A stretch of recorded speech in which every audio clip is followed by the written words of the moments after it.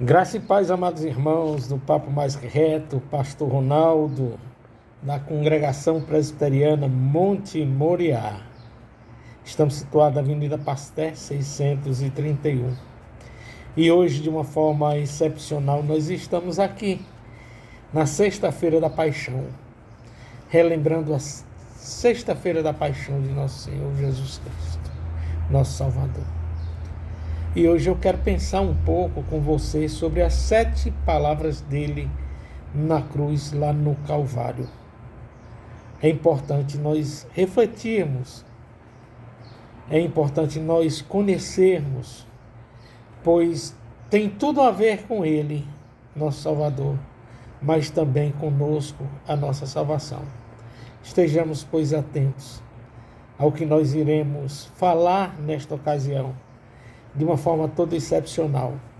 Primeira vez que nós estamos falando sobre as 7 palavras de Jesus por meio do YouTube. Eu, pastor Ronaldo. Mas me permita, antes de mais nada, fazer uma breve oração para que assim Deus possa fazer-nos compreender, dando-nos a sua luz divina, a luz do Espírito Santo. Oremos. Deus eterno, Pai Todo-Poderoso, nós queremos nesta ocasião pedir que o Senhor nos despida de qualquer vaidade, de qualquer coisa que venha nos afastar, Senhor, de Ti.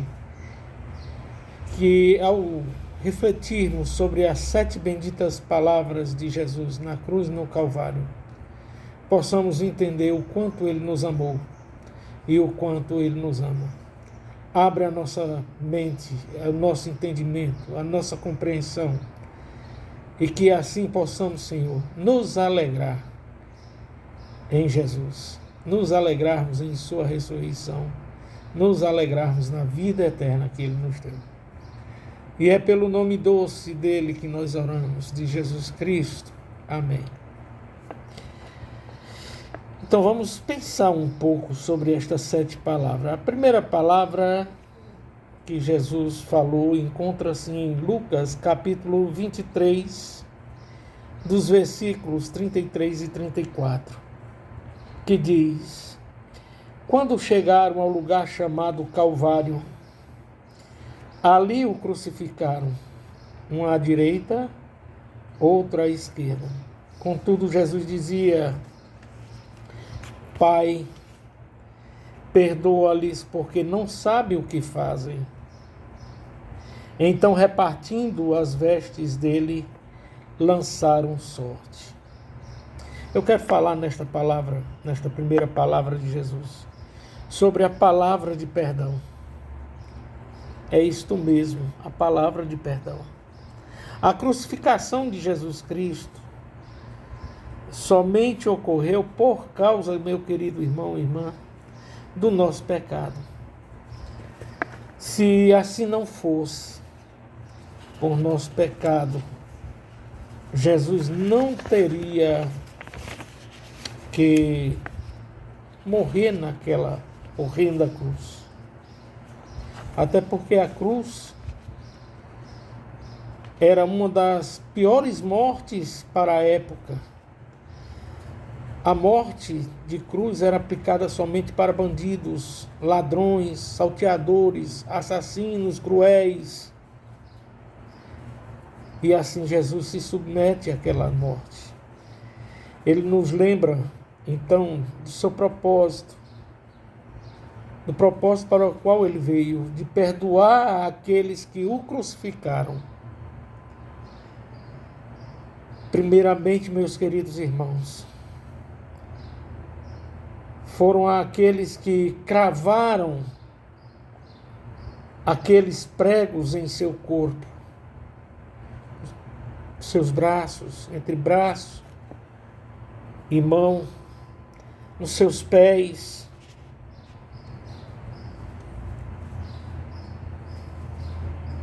Também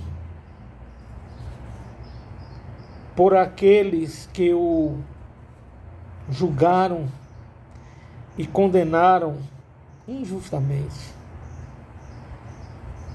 Na palavra de Deus lá, Isaías diz que o justo morreu no lugar do injusto. O puro morreu no lugar do pecador. Em outras palavras, Jesus morreu a nossa morte. O julgaram, o condenaram injustamente. Mas nenhum de nós escapa da responsabilidade, mesmo nos dias de hoje, de nossos pecados. E nossos pecados teve e tem na morte de Jesus. Então a primeira palavra foi a primeira palavra de Jesus. É uma palavra de perdão. Palavra de perdão, a primeira palavra. A segunda palavra encontra-se em Lucas 23, ainda em Lucas 23, dos versículos de 39 ao 43, dos versículos de 39 ao 43, que diz: um dos malfeitores crucificado blasfemavam contra ele, dizendo: não és tu o Cristo? Salva-te a ti mesmo e a nós também. Respondeu-lhe, porém, o outro, repreendendo e dizendo: nem ao menos temes a Deus, estando sob igual sentença? Nós, na verdade, com justiça, porque recebemos o castigo que nossos pais, os nossos atos mereceram. E olhando para Jesus, disse-lhe que nenhum mal ele havia feito. E também lembra-te de mim quando vires no teu reino. E Jesus lhes respondeu: em verdade te digo que hoje estarás comigo no paraíso. A segunda palavra de Jesus é a palavra de salvação, meus queridos. Embora estava agonizando, sofrendo igualmente aqueles dois outros malfeitores na cruz, ele não podia deixar de atender àquele que reconheceu o seu estado de pecador, de quem de fato estava ali porque merecia. Eram malfeitores, mas mesmo assim, um deles, que até a tradição fala, alguns livros paralelos falam que um daqueles ladrões era Dimas, o bom ladrão. A este Jesus fez a promessa lá na cruz, que estaria ele também na cruz, pois reconheceu que seus atos eram más, mas também reconheceu que Jesus, somente ele podia ser o Filho de Deus, o crucificado. E assim Jesus, pela fé que ele teve, aquele bom ladrão, ele pôde dizer a segunda palavra lá na cruz, que é a palavra de salvação. Palavra de salvação. Esta foi a palavra que ele garantiu.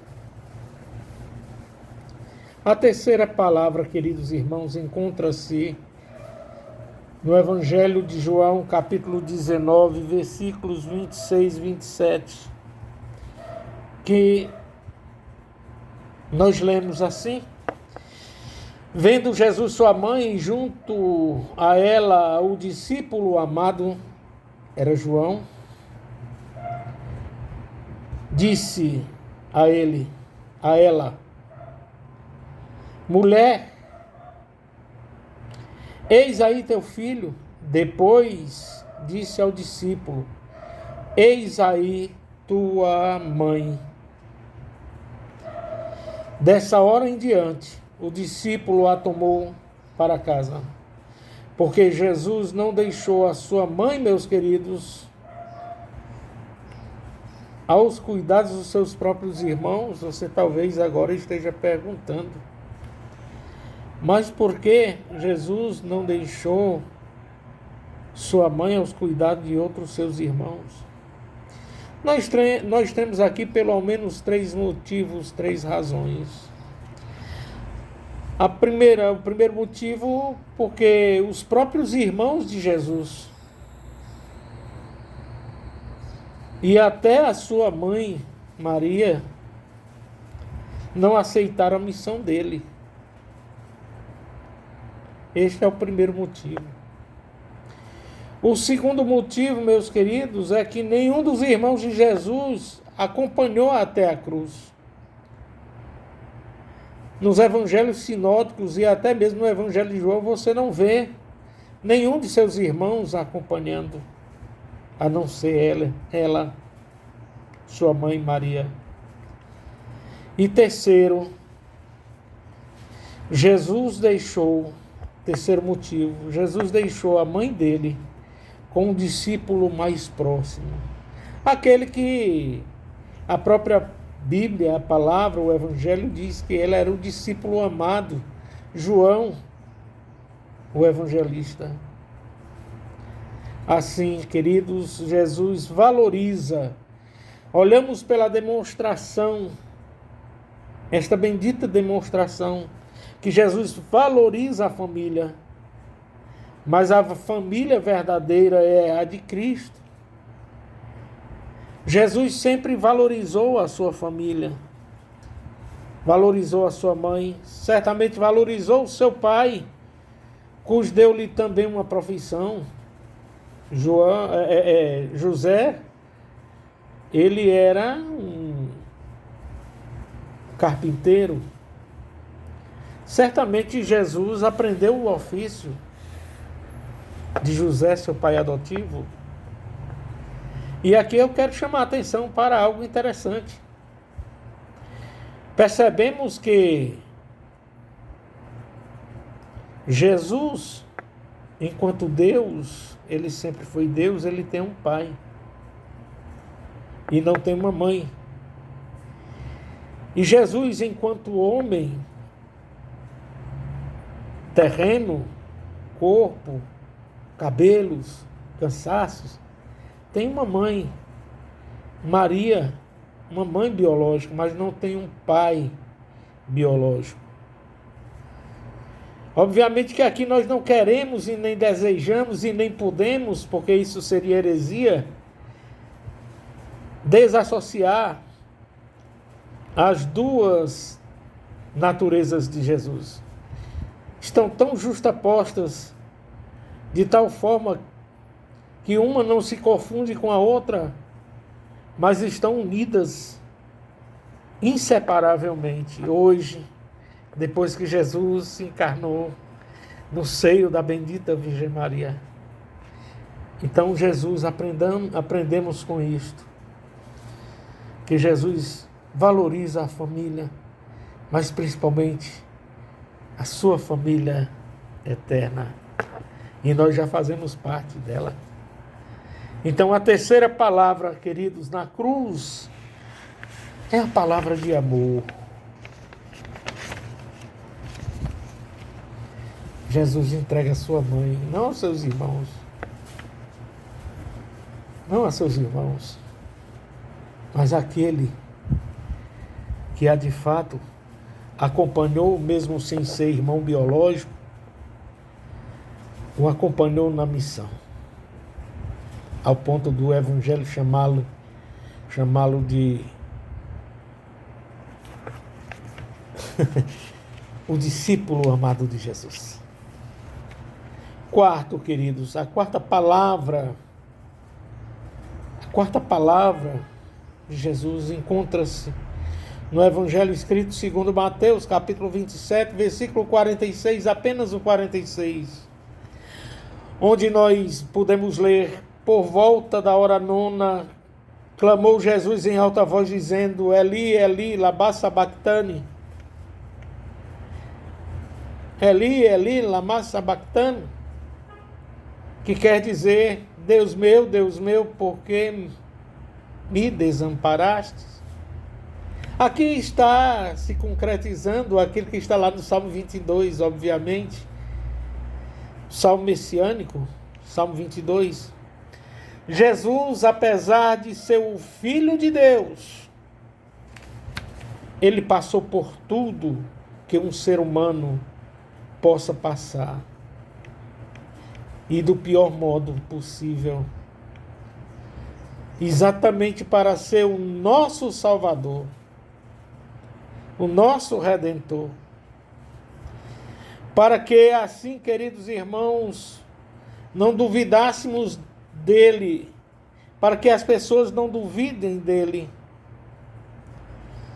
quando ele participou desta vida fisicamente, como homem também, mesmo sendo Deus, o Deus encarnado, aquele que a Bíblia, o anjo disse que o nome dele seria Emanuel, que quer dizer o Deus conosco, o Deus que estaria constantemente com os seus. Ele, na cruz, ele sentiu solidão, ele sentiu angústia, emoções, como nós temos emoções quando estamos em perigos, ou quando estamos em sofrimento, ou até mesmo quando nos alegramos. Jesus também teve emoções, enquanto pessoa humana, pessoa física, mesmo divino. O homem sentiu emoções, e emoções fortes de angústia. Jesus sentiu angústia. Percebemos assim, queridos irmãos, a composição de Jesus, divino e homem. Divino e homem, que também sentiu angústia quando nós sentimos também. A quinta palavra encontra-se em João 19, 28, onde podemos ler: depois, vendo Jesus que tudo estava consumado, para que se cumprisse a Escritura, disse: tenho sede. Também está lá no Salmo 22, o Salmo messiânico que eu lhe falei. E aqui eu quero trazer à tona é que uma das grandes heresias de todos os tempos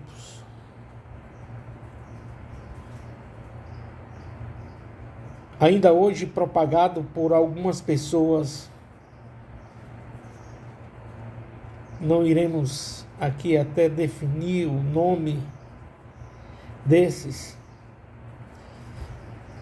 para que não seja barrado o nosso vídeo.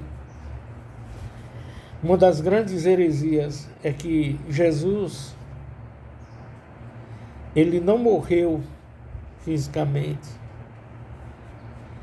Ali estava a aparência de Jesus na cruz, no Calvário.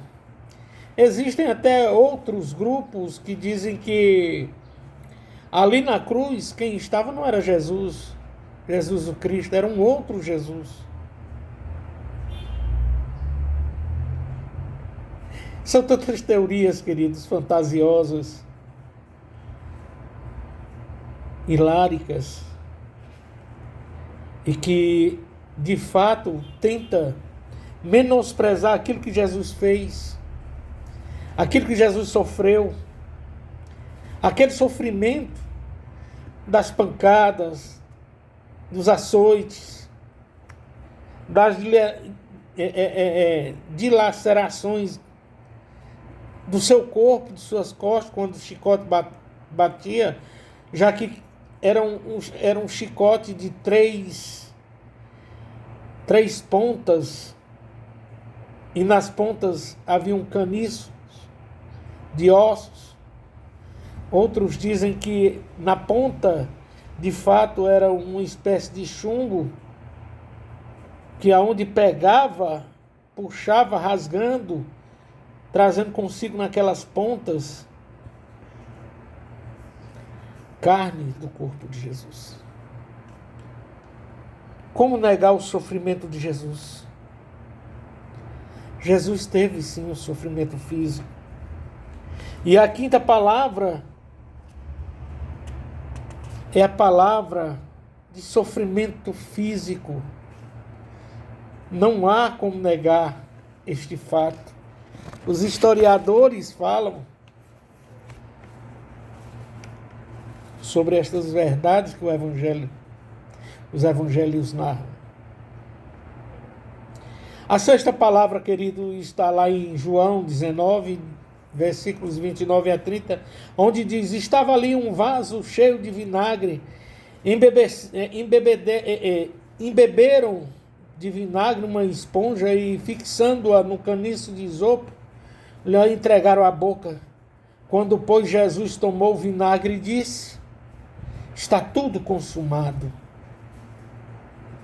Está tudo consumado. Embora Jesus agonizou, queridos irmãos, pelo menos 6 horas de sofrimento, processo de tortura constante por 6 horas, Jesus nunca esqueceu daquilo que ele veio fazer, do seu propósito, do seu objetivo.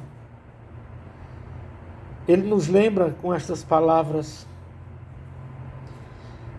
vitoriosas, de que a sua missão foi de fato cumprida. Ele foi até o fim,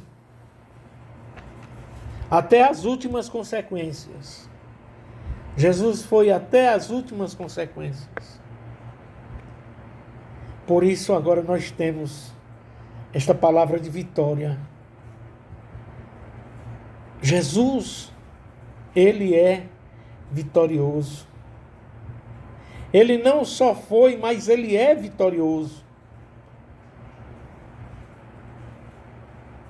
E a sétima palavra e última encontra-se novamente, leiam por gentileza, no Evangelho de Lucas, capítulo 23, versículo 46, onde lemos: então Jesus clamou em alta voz: Pai, nas tuas mãos entrego meu espírito. E dito isto, expirou. A morte física de Jesus, queridos irmãos. A morte física. E o que espera o ser humano do outro lado da morte. Eu sei que é uma das grandes dúvidas que o homem possa ter, que muitas vezes mexe com o ser profundo do ser humano. Alguns duvidam sobre o que é que tem após a morte, o que é que vem após a morte. A palavra de Deus nos garante que após a morte, naqueles que também morrem em Cristo e que recebem o benefício da ressurreição, com certeza é a vida eterna. Mas é necessário estarmos dispostos, estarmos em paz com Cristo, e com a convicção em Cristo, tendo fé em Cristo, que tudo que Ele fez, tudo que Ele sofreu, foi por você, Foi por cada um dos que aceitam de fato o sacrifício de Jesus na cruz, no Calvário. Não só o sacrifício, mas também a sua ressurreição.